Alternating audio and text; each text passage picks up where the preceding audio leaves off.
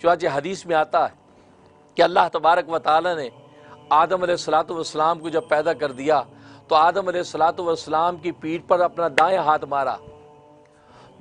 مارا تو روحیں نکلیں۔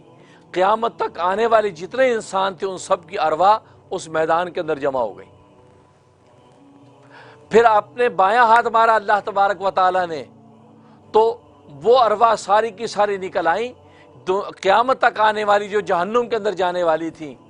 تو دایاں ہاتھ مارنے پر وہ ارواح نکل آئیں کہ جو جنت میں جانے والی تھیں، اور بایاں ہاتھ مارنے پر وہ ارواح نکل آئیں جو جہنم میں جانے والی تھیں، اور پورا کا پورا میدان عالم ارواح کا ان روحوں سے بھر گیا۔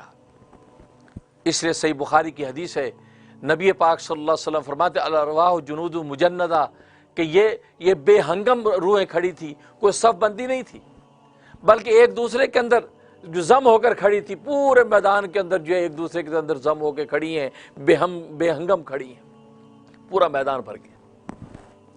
اب وہ عالم ارواح، وہ پہلا اسٹیشن تھا انسان کی زندگی کا کہ وہاں سے اس کا سفر شروع ہوا ہے۔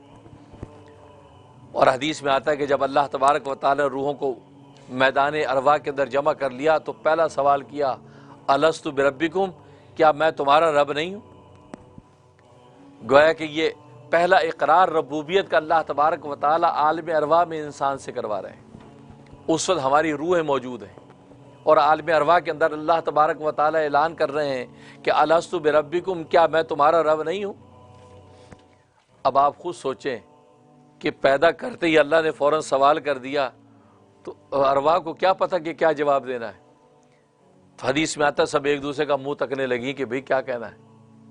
اللہ اکبر، سب سے پہلے جس روح نے جواب دیا وہ سرکار دو عالم صلی اللہ علیہ وسلم کی روح مقدس تھی۔ حضرت صلی اللہ علیہ وسلم کی روح پاک نے سب سے پہلے جواب دیا، بلا شبہ آپ ہمارے رب ہیں۔ پہلا جواب جب سرکار دو عالم صلی اللہ علیہ وسلم کی روح اقدس نے دیا تو اب انبیاء کی ارواح نے جب سنا کہ اچھا یہ جواب ہے تو انبیاء پکارے، بلا بلا بلا، بلا شبہ آپ ہی ہمارے رب ہیں، بلا شبہ آپ ہی ہمارے رب ہیں۔ جب ان کی ارواح کی یہ بات اولیاء کی ارواح نے سنا، پھر اسی طریقے سے سلسلہ چلتا رہا اور تمام انسانیت کی ارواح پکارنے لگی بلا، اور بلا بلا کا ایک شور برپا ہو گیا عالم ارواح کے اندر، اور ساری روح یہ اقرار کرنے لگی بلا شبہ آپ ہی ہمارے رب ہیں۔ دیکھو پہلا سوال تھا تو سوال کا عنوان کیسا اختیار کیا، اس سوال کے اندر ہی جواب تھا الستُ بربکم، کیا میں تمہارا رب نہیں ہوں؟ تو گویا کہ ایک طرح کے اقراری انداز میں سوال کر دیا، بس آپ کو تھوڑا سا سوچ کے کہنا جی آپ ہی ہیں۔ جیسے باپ بسا اوقات بیٹے سے کہتا ہے کہ تم یہ بات میری سنتے نہیں، کیا میں تیرا باپ نہیں ہوں؟ تو یہ کہنے کا مقصد تو ہاں کر دے، تو بیٹا کم سمجھدار بیٹا کہا ہاں نہیں ہے، آپ ہی میرے ابا ہیں، آپ ٹھیک کہہ رہے ہیں۔ تو بس یہ اتنا، تو یہ گویا کہ پہلا سوال جو تھا، پہلے تعلیم و تربیت تھی نہیں روحوں کی، تو اللہ نے پہلا سوال اس انداز سے کر دیا کہ ارواح تھوڑی سی توجہ کرے تو جواب دے دیں گی۔ چنانچہ حضرت صلی اللہ علیہ وسلم کی روح اقدس متوجہ ہوئی تو آپ نے پہلا جواب دے دیا بلا۔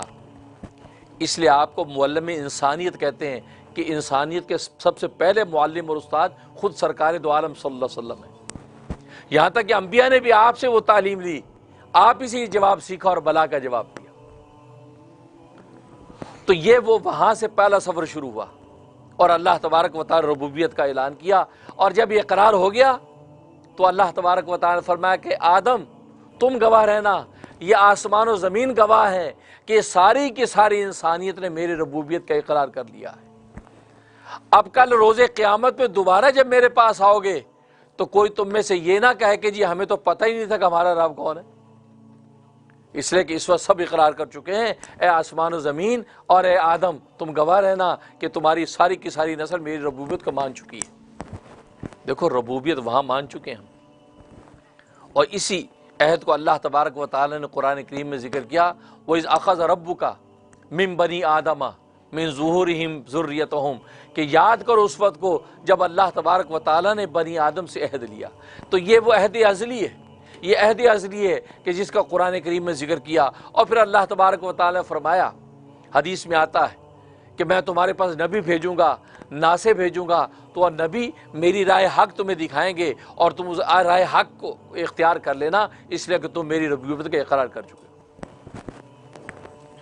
تو یہ وہ عہد، تو دیکھو عالم ارواح سے سفر شروع ہوا۔